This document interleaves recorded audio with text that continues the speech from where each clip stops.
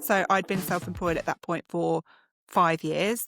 And then I think it was in about 2017 or maybe 2018, I went to an event by Chris Ducker called Youpreneur.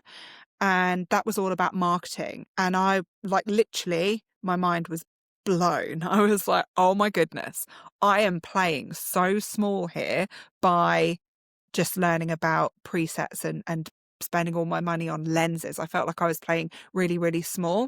So I started to learn about the marketing side of things. And that not only had a really, it must have been 2017, I think, because that had a really positive effect on my own business. And then in 2018, oh my gosh, it's been a long time. There's a lot of years. It's all a So blur. I think I think Way Up North must have been 2015. Youpreneur must have been 2016. And then in 2018, I started to think, okay, I have learned a lot about marketing and business. I'm doing really well in my photography business. I can help other people. And I remember thinking, I really want more. I feel, I suppose, a little bit like a hermit crab that had kind of outgrown.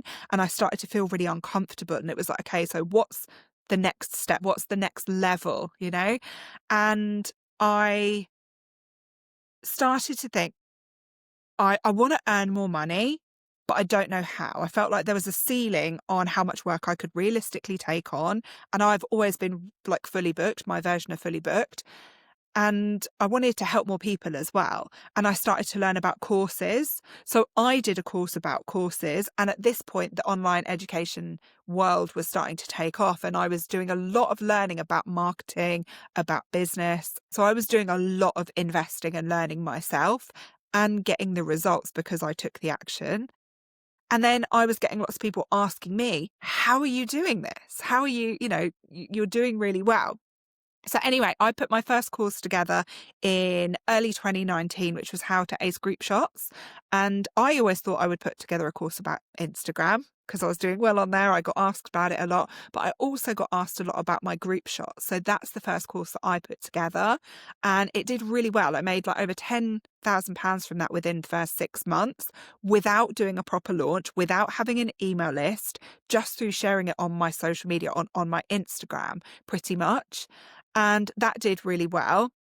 Then in 2020, we all know what happened to weddings in 2020, but I switched up my marketing because I had previously learned about marketing and about business. I switched up my marketing strategy that year and still got quite booked and did really well. So people were messaging me saying, how are you still getting bookings? I'm here drinking gin in my garden with a bounce back loan. How are you still making a decent amount of money?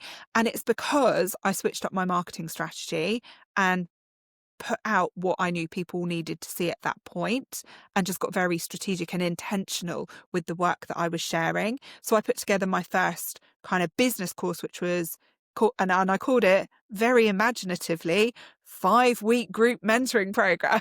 And I squeezed so much into that, and I charged a crazy low price. I think it was £199 or something, because I also understood at that time that a lot of photographers were struggling, but I really wanted to help them.